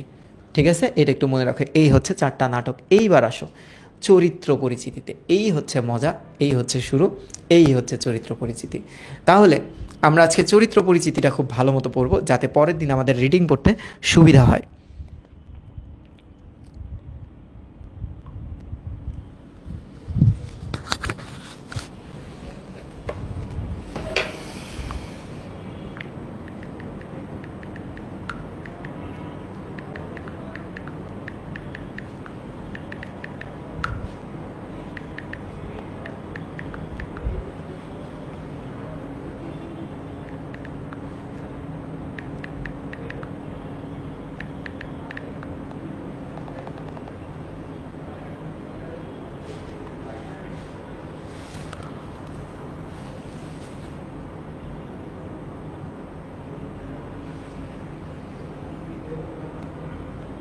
ওকে ওকে, একটু খেয়াল করো। তাহলে আমরা যখন মূল রচনাটায় যাব, তার আগে তো আমাদের চরিত্র পড়তে হবে, তাই না? এই চরিত্রগুলো জানতে হবে। তো তোমরা জানো যে চরিত্রের ভিতরে যে কেন্দ্রীয় চরিত্রটা আছে, হ্যাঁ, এই যে কেন্দ্রীয় চরিত্র, তো এই কেন্দ্রীয় চরিত্র মজিদ আমরা ধরলাম, আমাদের প্রিয় সানি ভাই। হ্যাঁ, সানি ভাই মজিদ ক্যারেক্টার প্লে করবে, ধরলাম, আমরা কিন্তু বাস্তবে মানবো না। হ্যাঁ, আচ্ছা, সানি ভাই ক্যারেক্টারটা প্লে করবে, ঠিক আছে। সে কেমন, শুনতেই অবাক লাগছে যে সকল ঘটনার নিয়ন্ত্রক। হ্যাঁ, হি ইজ দ্য কন্ট্রোলার। হ্যাঁ, একটু দেখো, সে কুসংস্কারে বিশ্বাস করে, সঠতা মানে ধোঁকাবাজি, সোজা কথা হচ্ছে ধোঁকাবাজি, মানুষের সাথে ধোঁকাবাজি করে এবং অন্ধবিশ্বাসের প্রতীক। আহারে, রহিমা তার প্রথম স্ত্রী, তাহলে রহিমা হচ্ছে ধরো শাবানা আন্টি, ঠিক আছে, তার প্রিয় শাবানা আন্টি, এটা হচ্ছে রহিমা। এবার একটু দেখো, জমিলা হচ্ছে তার দ্বিতীয় স্ত্রী। একটু মনে রেখো, 2 বিয়ে করছে কিন্তু, এক হচ্ছে রহিমা আর এক হচ্ছে জমিলা। তো তোমরা হয়তো বা যারা অনেকে আগে পড়ছো, তো জমিলা যখন তার সাথে মানে বিয়েটা করতে যায়, তো জমিলা এবং রহিমা মজিদ যখন একে অপরকে দেখে, জমিলা মনে করে যে এটা হয়তো বা তার দুলার মানে কি, দুলার মানে হচ্ছে তার জামাইয়ের বাবা হতে পারে, কিন্তু এটাই যে জামাই এটা আসলে সে ভাবেনি। ঠিক আছে, তাহলে এবার এসো, মজিদ নামটা আছে 488 বার, এটা অত মাথায় রাখতে হবে না। এবার দেখো রহিমা, এই রহিমা যে চরিত্রটা, এই চরিত্রটা মোটামুটি ভালো। কীরকম ভালো? তো চিন্তা করো, রহিমা অনেক উঁচা লম্বা, তাগড়া। ঠিক আছে, এখন ধরো আমার ওয়াইফের সাথে যদি আমি এইভাবে কথা বলি, হাই ওয়াইফ তুমি কেমন আছো, ও যদি আবার নিচু হয়ে কথা বলে ব্যাপারটা দেখতে কেমন লাগতে পারে। হ্যাঁ, তো এ ছিল আবার তাগড়া জোয়ান পালোয়ান টাইপের। দেখো শক্তিমত্তা তার বাইরের রূপ, বাইরে থেকে অনেক শক্তিশালী, কিন্তু ভেতরটা ছিল ঠান্ডা এবং ভীতু, এবং অন্ধবিশ্বাস করতো তার জামাইকে। স্বল্পভাষী ও মজিদের একান্ত অনুগত। রহিমা 12 বছর মজিদের সাথে সংসার করছে, 12 বছর।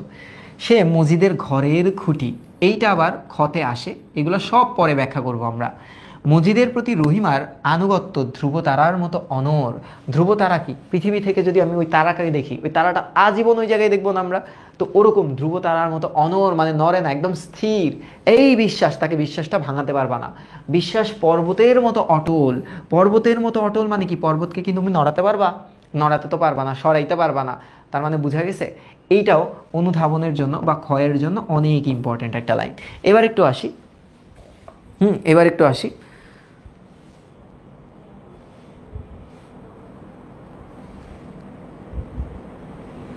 হ্যাঁ এবার একটু আসো। এখন কি বলতেছে দেখো, জমিলা। এই জমিলা আবার এখনকার ছেলেমেয়ের মতো ইয়ং জেনজি। ঠিক আছে, তো জেনজি আর এই আমাদের তোমার হচ্ছে কি বলে, এই মজিদ হচ্ছে ধরো বেবি বুমার্স, তো তাদের সাথে কি মিলবে বলো? তাদের সাথে তো দাকুমরা সম্পর্ক থাকবে, এটাই স্বাভাবিক। তো এ হচ্ছে মজিদের দ্বিতীয় স্ত্রী। সুন্দর। আচ্ছা, বয়সে নিতান্ত কিশোরী, বাচ্চা, একদম বাচ্চা একটা মেয়ে, গরিব ঘরের মেয়ে, সন্ধ্যা না হতেই ঘুমিয়ে পড়ে।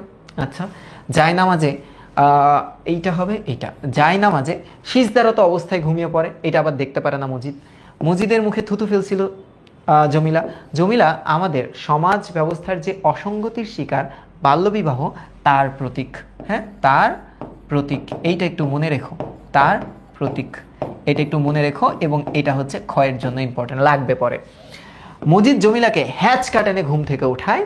মজিদের মতে জমিলার দিলে খোদার কোনো ভয় নাই, কারণ ডোন্ট কেয়ার। হ্যাঁ, ওকে মানে না। আসো এরপরে কি, এরপরে হচ্ছে জমিলা ক্যারেক্টার সম্পর্কে আরেকটু ইনফরমেশন পড়তে হবে, যে উপন্যাসে প্রতিবাদের প্রতীক, এটা এমসিকিউ এবং গ ঘতে তোমার লাগবে। হ্যাঁ, আচ্ছা, প্রাণ ধর্মের সহজ প্রকাশের প্রতীক নারী চরিত্র এই রচনায়। স্বাধীন চেতা ও সহজ প্রাণ ধর্মের উজ্জ্বল প্রতীক, যেটা এই গল্পে দেখা যায় না। এই গল্পের প্রত্যেকটা নারী পুরুষ দ্বারা শাসিত, কিন্তু জমিলা কন্ট্রোল করতে পারে না। তারপর দেখো, স্বামী এবং স্বামীর বয়স নিয়ে হাসাহাসি করে। মজিদ প্রথমে দেখে জমিলা তার ভাবি শ্বশুর মনে করে। মজিদকে যখন প্রথমে জমিলা দেখে, তখন মনে করে আরে এই বেড়া তো শ্বশুর আইছে আমার, হ্যাঁ আমার দুলা কই। এবার দেখো, মাজার, কুসংস্কার, অন্ধবিশ্বাসের বিপরীত। আচ্ছা, তোমাদেরকে একটা মজার গল্প বলি। হ্যাঁ, মজার গল্পটা হচ্ছে এইটা এটা এটা দেখে মনে পড়লো। তো আমরা যখন সানি ভাইয়ের ইয়েতে যাই, কি বলে, বিয়েতে যাই, তো সানি ভাইয়ের বিয়েতে আমি একটু গেট আপ নিছিলাম খুব ভালো। ঠিক আছে, মানে আমি হচ্ছে ভাইয়ের বিয়ে না, তো আমি তো একদম ছোট ভাই, সাইজা গুইজা গেছি একদম পুরা হাইফাই। সানি ভাই সবাই হাইফাই, কিন্তু আমি একদম মানে দুলার মতো সেজে গেছি। ঠিক আছে, তো আর গাড়ি থেকে নামছিও আমি আগে। তো যখন নামলাম, এখন তো সানি ভাইয়ের হবু শ্বশুর বাড়িতে যখন নামলাম আমরা, তখন সবাই মনে করলো আমি মনে হয় জামাই। আহা, কি যে লজ্জাটা পাইছি আমি। আমি ছোট মানুষ, আমাকে জামাই বানাই দিছে। পরে আসলে আস্তে আস্তে বললাম না না, এই যে এটা আমার ভাই, এটা জামাই, আমি তো জামাই না। ঠিক আছে, তো ঘটনাটা অনেকটা এরকম হয়ে গেল। এবার একটু দেখো খালেক ব্যাপারী। এখন এই যে খালেক ব্যাপারী, হ্যাঁ, এই হচ্ছে কিছু সমাজে মানুষ থাকে না, খুব পাওয়ারফুল কাউন্সিলর টাইপ, মাতব্বর টাইপ মানুষ, এই গল্পে হচ্ছে সে। এবং গ্রামের মাতব্বর যদি তোমার হাতে চলে আসে, তুমি তো বাবা সেই পাওয়ারফুল তখন। হ্যাঁ, তুমি তো ধরা ছোঁয়ার বাইরে পৌঁছায় যাবা, তোমাকে কি আর কেউ ধরতে পারবে? এখন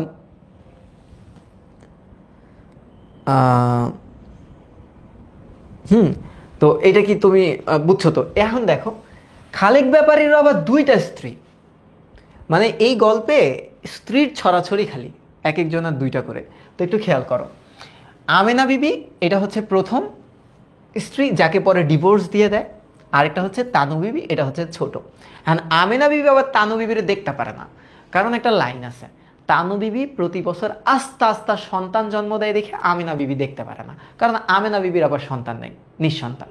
তো এখন ধলামিয়া সে হচ্ছে তানু বিবির বড় ভাই, এবং ধলামিয়া হচ্ছে পরগাছা মুরব্বী নামে পরিচিত গ্রামে। কেন? কারণ সে বোন জামাইয়ের সাথেই থাকে সারা বছর, এমন একটা সিচুয়েশন।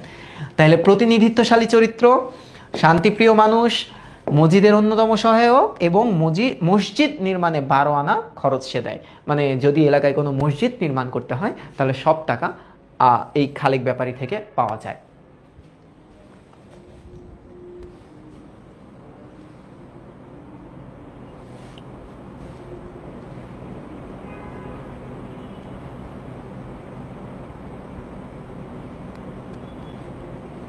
ঠিক আছে, এইবার একটু আসি, দেখো ক্যারেক্টারগুলো পড়ে নেই, তাহলে আমাদের নেক্সট ক্লাসে পুরো গল্পটা যখন আমরা পড়াবো, মানে উপন্যাসটা, কারোর আর কোনো সমস্যা থাকবে না। আমেনা বিবি ও তানু বিবি। তাহলে আমেনা বিবি ছিল প্রথম স্ত্রী, সে এক রূপবতী নারী। 13 বছরে তার বিয়ে হয়, বর্তমানে তার বয়স হচ্ছে 30, মানে 17 বছরের সংসার। তানু বিবি হচ্ছে দ্বিতীয় পক্ষের স্ত্রী। তানু বিবি প্রতি বছর আস্ত আস্ত সন্তান জন্ম দেয় দেখে আমেনা বিবির সহ্য হয় না। আমেনা বিবির কি হয় না? সহ্য হয় না। এইটা একটু পড়ো, হ্যাঁ। কারণ সন্তান তো আসতেই হবে, তাই না? নাকি এরকম হয় যে 6 মাস আগে উপরের পার্ট আসে, 6 মাস পরে নিচের পার্ট আসে, একবারেই তো সন্তান হয়। এবার একটু আসো, সন্তান কামনায় আওয়ালপুরের পীরের পানি পড়া আনতে বলেন খালেক ব্যাপারীকে। এখন ঘটনাটা এরকম, ধরো আমেনা বিবির তো বাচ্চা হয় না, তো মজিদও তো এক পীর, হ্যাঁ। তার ঠিক পাশে আওয়ালপুরে একটা পীর সাহেব আসে। তো এই মসজিদকে রেখে ওই পীরের ভক্ত সমর্থক হঠাৎ করে বাড়তে থাকে। তখন আমেনা বিবি খালেক ব্যাপারীকে বলে যে তুমি একটু পানি পড়া নিয়ে আসো তো, যদি পানি পড়া আনো তাহলে যদি পানি পড়া খেয়ে আমাদের বাচ্চা কাচ্চা হয়। মানে এটা তো একটা অন্ধবিশ্বাস বা কুসংস্কার ছিল তখনকার সময়, ঠিক আছে। তো এটা আনতে পাঠায় খালেক ব্যাপারী। আমেনা বিবির কথা শুনে ধলা মিয়াকে পাঠায়। ধলা মিয়া আবার কে? তার ছোট স্ত্রীর বড় ভাই, কিন্তু ধরা খেয়ে যায় মসজিদের কাছে পড়ে। এটা নিয়ে আবার মজার কাহিনী হয়। খালেক ব্যাপারী মসজিদের কথা মতো আমেনা বিবিকে তালাক দিয়ে দেয়। তখন এটা মানে ব্যক্তিগত আক্রোশ মেটানোর জন্য মসজিদ এই কাজটা করে, যে তুই আমাকে রেখে ওই পীরের কাছে যে পানি পড়া আনতে দিছিস, এরকম ভুংচুং অনেক কথাবার্তা বলে আমেনা বিবিকে তালাক দিয়ে দেয়। খালেক ব্যাপারীর বউ আমেনার পেটে 7-এর অধিক বেরি আছে। বেরি মানে শিকল, মানে এই কারণে বাচ্চা হইতেছে না, এরকম একটা কথা আসে পরে। এরপরে দেখো ধলামিয়া। ধলামিয়া ক্যারেক্টারটাকে এই তানু বিবির বড় ভাই, বোন জামাইয়ের সাথে বসবাস করে, পরগাছা মুরব্বী নামে পরিচিত। এইটা একটু এমসিকিউর জন্য পড়বা। এরপরে কি বলতেছে, খালেক ব্যাপারী তাকে আওয়ালপুরের পীরের কাছে পাঠায়, কিন্তু সে মজিদকে সব সত্য বলে দেয়, এবং মজিদ পরে খালেক ব্যাপারীকে অনেক ধরনের কথা বলে, তার পুরুষত্ব নিয়েও প্রশ্ন করে। এরপরে আসো পীর সাহেব। এই যে আওয়ালপুরের যে পীরটা মজিদের কম্পিটিটর, আওয়ালপুরের পীর ময়মনসিংহের কোনো এক অঞ্চলে বংশানুক্রমে বসবাস করে। এক সময় তার চোখে আগুন ছিল, সে গাছে উঠে বসে থাকে। মজার সিনারিও, সিনেমাটা হয়তো দেখলে বুঝতে পারবা। তার মুরিদদের ধারণা তিনি সূর্যকে ধরে রাখতে পারে, সেই পাওয়ারফুল। মৃত মানুষকে জীবিত করতে পারে। মোহাম্মদনগরের লোকেরা আওয়ালপুরের আক্রমণ করলেও তিনি প্রতি আক্রমণ করে না, কারণ তিনি ঠান্ডা শান্ত স্বভাবের। তিনি বলে, কুকুর যদি আমারে কামড়ায় আমি কি তারে কামড়াইতে যাব? ঠিক আছে, আচ্ছা। এরপরে কি আছে দেখো, তাহের কাদেরের বাপ। আচ্ছা, তাহের কাদের, রতন এবং হাসুনির মা, এই 4 জন হচ্ছে এক ফ্যামিলির, ঠিক আছে। আচ্ছা, এই মানুষটা ঠ্যাঙা দীর্ঘ, একটা উঁচা লম্বা একটা মানুষ, নামহীন একটা ক্যারেক্টার, ঠিক আছে। এই ক্যারেক্টারটা মনে রেখো।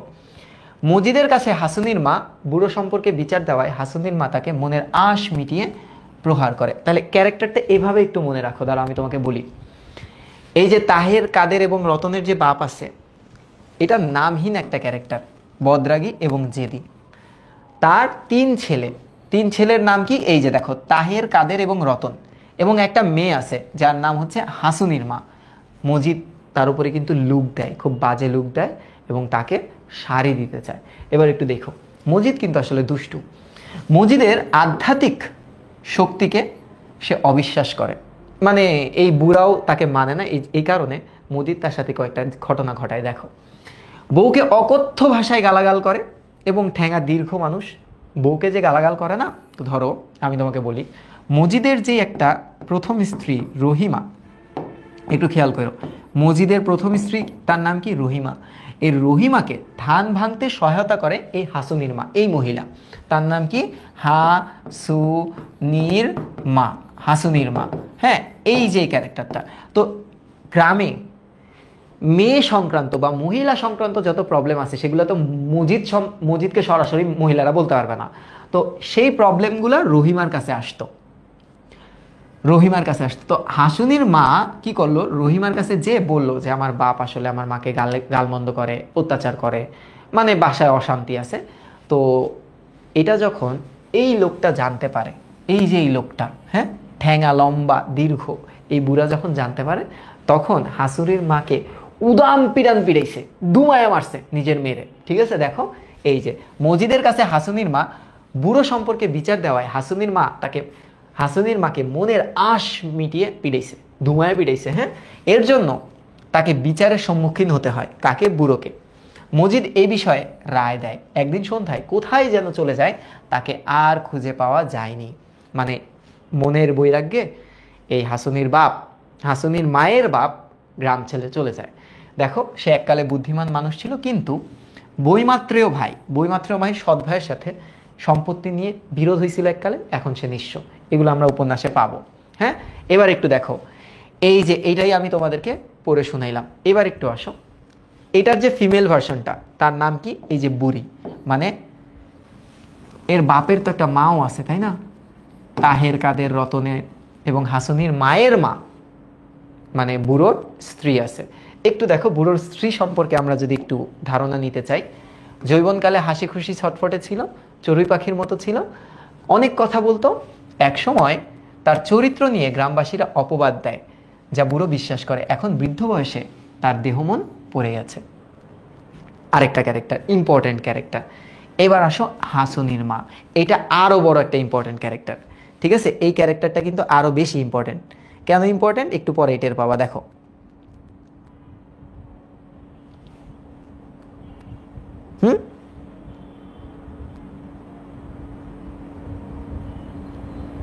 দেখো, রহিমা ধান ভাঙার কাজে সহায়তা করে রহিমাকে, হ্যাঁ, মজিদের প্রথম স্ত্রীকে ধান ভাঙার কাজে কি করে? হেল্প করে। তার স্বামী কি মরে গেছে, এখন আর সে বিয়ে করতে চায় না। ধান ক্ষেতের তাজা রঙে তার মনে পুলক জাগে। পুলক মানে কি? খুশি হয়। যখন মানে তোমার ধান আসে, তখন সে অনেক খুশি হয়। ঝড় এলেই হুই হুই করা অভ্যাস তার, হুই হুই করে। হুই হুই আবার কি? আচ্ছা, রহিমা তার মোটা তাজা ছেলে হাসুনিকে পুষ্টি রাখতে চায়। তাহলে এই যে হাসু আপা না, কিন্তু হাসুনি, এটা কিন্তু একটা ছেলে, এবং এই ছেলে, রহিমারও তো সন্তান নাই, সে তাকে পুষ্টি সন্তান হিসেবে বা অ্যাডপ্ট করতে চায়। মনে রাখবা, এই ক্যারেক্টারগুলো কিন্তু মনে রাখতে হবে। দেখো, এই উপন্যাসে দুস্থ দরিদ্র বিধবা নারীর ক্যারেক্টার প্লে করে হাসুনির মা। স্বামীর মৃত্যুর পর সে এখন বাবার বাড়িতে থাকে, এবং তার বাপ, ওই যে বাপ, উদাম পিটান পিড়াইছে তারে। এবার দেখো, তার নিকা করতে আপত্তি, সে এখন আর বিয়ে করতে চায় না। মজিদের দেওয়া হাসুনির মায়ের শাড়িটির রং ছিল বেগুনি। এইটা আবার লাগে এমসিকিউর জন্য, যে কোন রঙের শাড়িটা দেয়। মজিদ কিন্তু লুক দেয় তার দিকে, সিনেমায় তোমরা পাবা। এবার একটু দেখো, Dudu Mia, our favourite character, milk man, হ্যাঁ, মিল্ক মিয়া। তো এই যে দুদু মিয়া নামক একটা ক্যারেক্টার, এই ক্যারেক্টারটাকে মজিদ আবার একটু অপমান করে। দেখো, নাম তার দুদু মিয়া, সে 7 ছেলের বাপ, প্রোডাকশন লাইন ইজ গুড। এবার একটু দেখো, আধপাকা মাথা, গাধার মতো পিঠে ঘাড়ে সমান। তার উক্তি, আমি গরিব মূর্খ মানুষ। একটা লাইন আছে, মজিদ বলে, কলমা জানো মিয়া? মজিদ প্রশ্নটি দুদু মিয়াকে করছে। দুদু মিয়ার মুখে লজ্জার হাসি আসে, কেন? কলমা জানে না তাই। মজিদ মোহাম্মদনগরে দুদু মিয়াকে কলমা না জানার জন্য অকথ্য ভাষায় তিরস্কার করে। এই তুই জানোস না কেন? হ্যাঁ, এরকম তিরস্কার করে। তো দুদু মিয়া ক্যারেক্টারটা ইম্পর্টেন্ট, এটা একটু জেনে রেখো। এখন দেখো, এই যে বাপ এবং ছেলে, এখানে ছেলে ক্যারেক্টারটা আবার বেশি ইম্পর্টেন্ট। আক্কাস, খেয়াল করো, মোদাব্বের মিয়া, এই বাপ, সে কি? আক্কাসের বাবা। রাগ উঠলে আবার তোতলায়। আক্কাস গ্রামের শিক্ষিত যুবক, অনেকদিন বিদেশে ছিল। ইসমি, আক্কাসটাকে তুমি আমার সাথে কল্পনা করতে পারো। এখন দেখো, করিমগঞ্জ স্কুলে তিনি ইংরেজি পড়েছে পাট এবং তামাকের আড়তে, এটা পরের লাইন, হ্যাঁ, চাকরি করে, টাকা পয়সা জমিয়ে দেশে ফিরছে। ছোটবেলা থেকেই উচক্কা ধরনের ছেলে, একটু চালাক চতুর। করিমগঞ্জে গিয়ে বড় পোস্টের কাউকে ধরে সরকারের কাছে সাহায্যের জন্য পাঠায়। গ্রামে স্কুল বানাতে চায়, কিন্তু মুজিদ তা হতে দিবে না। কেন? কারণ স্কুল বানালে তো তার উপরে ভরসা চলে যাবে। মানুষ যদি পড়ালেখায় মন দেয় তাহলে এই পীর সমাজ রিলেটেড জিনিসপাতি তো আর থাকবে না। আক্কাসের বাবা মোদাব্বের মিয়াও স্কুল প্রতিষ্ঠার বিরোধিতা করে। এছাড়া আর বড় কোনো চরিত্র নাই। দেখো, সৃজনশীল যে যে চরিত্রগুলো থেকে আসে সেটা হচ্ছে মজিদ, রহিমা, জমিলা, খালেক ব্যাপারী এবং আক্কাস। এখন মজিদ ক্যারেক্টার থেকে কিভাবে আসে? কারণ মজিদ ক্যারেক্টারটা হচ্ছে এই ভণ্ডামি আছে না, এই যে ভণ্ডামি, এই ভণ্ডামিকে কি করে? হাইলাইট করে। তো এই জিনিসগুলা তোমার উদ্দীপকে আসবে অন্যান্য বিভিন্ন চরিত্র থেকে, হ্যাঁ। তো সেখানে মজিদের সাথে কম্পেয়ার করতে বলবে। রহিমা এইটা আসবে হচ্ছে এই যে তৎকালীন পুরুষ শাসিত সমাজে নারীর যে ভূমিকা, হ্যাঁ। এই দেখো, আমি তোমাকে বলি, পুরা ভালো মতো বলি, পুরুষ শাসিত, যদিও এগুলো একেবারে শেষে পড়বো আমরা, শাসিত সমাজে নারীর ভূমিকা, হ্যাঁ, নারীর যে ভূমিকাটা ছিল সেটা নিয়ে আসবে। আর অন্যতম প্রতিবাদী চরিত্র হিসেবে আসবে হচ্ছে জমিলা।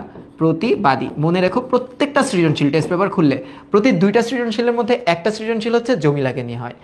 এবার খালেক ব্যাপারী সৃজনশীলটা আসে হচ্ছে সহায়ক ক্যারেক্টার হিসেবে, যে এরকম বাটপার ভণ্ডকে সহায়তা করে এরকম ক্যারেক্টার হিসেবে। এবং আক্কাস হচ্ছে নবজাগরণ, নবজাগরণ বা শিক্ষিত শিক্ষিত একটা পুরুষের রোল প্লে করে, হ্যাঁ, পুরুষ, এটা নিয়ে আসবে। এবার একটু দেখো, অন্যান্য অনেক চরিত্র আছে, যার ভিতরে আছে সুলেমানের বাপ, কানুর বাপ, মতলব খা, খনকার মোল্লা, সরকারি কর্মচারী, তারপর হচ্ছে রেহান আলী, তোমার হচ্ছে জোয়ান মদ্দ, কালুমতি, 2টা হবে, সমীর উদ্দিন, কালু মিয়া, সুনুর বাপ, খেতানির মা, খেতানির মা কিন্তু, হ্যাঁ, আচ্ছা, খ্যাংটা বুড়ি। এছাড়া অনেক ক্যারেক্টার আছে যে ক্যারেক্টারগুলো সৃজনশীল থেকে আসে না। এই ক্যারেক্টারগুলো আমরা পড়বো, একটা হচ্ছে আমরা বলতে পারো যে হচ্ছে পার্শ্ব চরিত্র হিসেবে এই ক্যারেক্টারগুলো পড়বো। কিন্তু মূল যে ক্যারেক্টারগুলো আমরা এখান থেকে দেখব।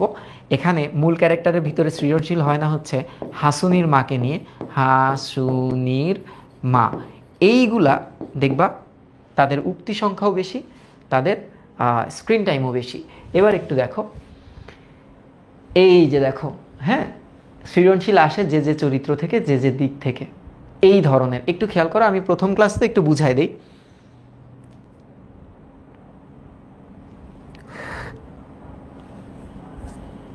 একটু দেখো, এই যে জমিলা যে ক্যারেক্টারটা, হ্যাঁ, জমিলা, একটু খেয়াল করো, এই জমিলা ক্যারেক্টারটা কিরকম? প্রাণচঞ্চল, স্বাধীন চেতা, প্রাণ ধর্মে উজ্জীবিত, প্রতিবাদী মনোভাব পোষণ করে, এরকম সৃজনশীল আসবে। কিশোরী স্ত্রীদের বশে আনতে না পারার সাদৃশ্যতা, এটাও কিন্তু এই জমিলা ক্যারেক্টারটাকেই। কিশোরী স্ত্রী, হ্যাঁ, এই যে জাওয়াদ, একটু সাবধান, হ্যাঁ, বশে আনতে পারবা না কিন্তু। অশিক্ষিত মানুষদের সুযোগে মাজার প্রতিষ্ঠা করে ধর্ম ব্যবসা, তাদের মধ্যে ধর্মের নামে অন্ধবিশ্বাস বিস্তার করে, এটা হচ্ছে মজিদ রিলেটেড। যদি কোনো সৃজনশীল আসে তাহলে মূল ভাবটা থাকবে এটা। স্বার্থের কারণে গরিব লোকদের হেনস্থা করার প্রবণতা, এটাও মজিদ ক্যারেক্টারটা। অন্যের সঙ্গে প্রতারণা, ক্ষতি করার, নিজ স্বার্থ প্রতিষ্ঠা এবং মানুষের সরলতার সুযোগ নেওয়া সাদৃশ্যতা, এটা হচ্ছে মজিদ ক্যারেক্টারটা। এবং এর সাথে কিছু অংশ খালেক ব্যাপারী। এরপর একটু দেখো, আক্কাসের গ্রামের অসহায় মানুষের সহায়তার উদ্দেশ্যে সচেতন, শিক্ষিত করে তোলা, ওই যে স্কুল প্রতিষ্ঠার যে ব্যাপারটা। আমি তোমাদের এগুলো দেখাচ্ছি কেন, যে সৃজনশীল কিভাবে আসে আগে একটু দেখে রাখো। এরপরে কি দেখো তো, উপন্যাসের মজিদ নিজের অস্তিত্ব রক্ষায় ছলনা আর প্রতারণার আশ্রয়, এটাও মজিদ নিয়ে।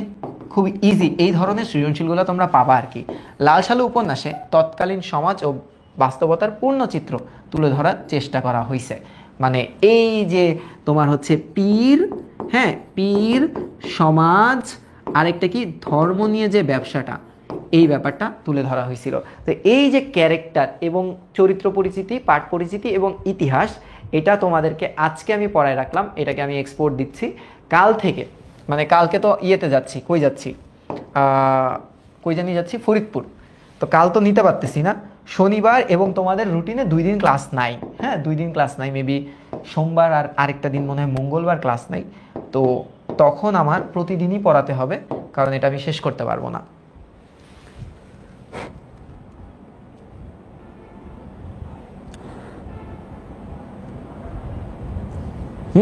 এটা আমি শেষ করতে পারবো না। তো এই যে দেখো এখানে এই পর্যন্ত তোমাদের ভালো মতো পড়ানো হয়েছে।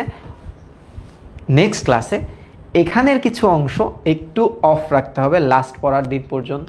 তার আগে আমরা চলে যাব হচ্ছে এই যে চরিত্র বর্ণনা থেকে, এই যে এই জায়গায় চরিত্র, না এটা না, আমি একটু যাই, দাঁড়াও আমি তোমাদেরকে বলি।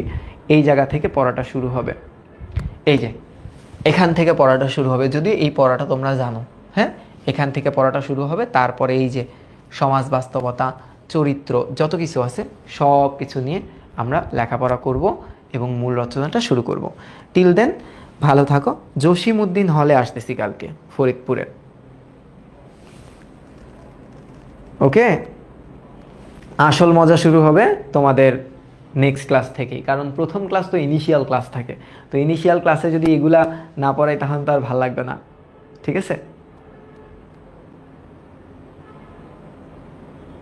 আজকের ক্লাসটা যদিও একটু বোরিং লাগতে পারে অনেকের কাছে, কিন্তু নেক্সট ক্লাসগুলো মজা লাগবে। ভালো থাকো, সুস্থ থাকো। এতগুলো মানুষ আজকে ক্লাসে ছিল, দেখে ভালো লাগলো। তো নেক্সট ক্লাস থেকেও এতজন থাকবে বলে ধারণা করি, এবং খুব মজা হবে ক্লাসগুলোতে। তো দেখা হচ্ছে আগামী শনিবার। টিল দেন আসসালামু আলাইকুম।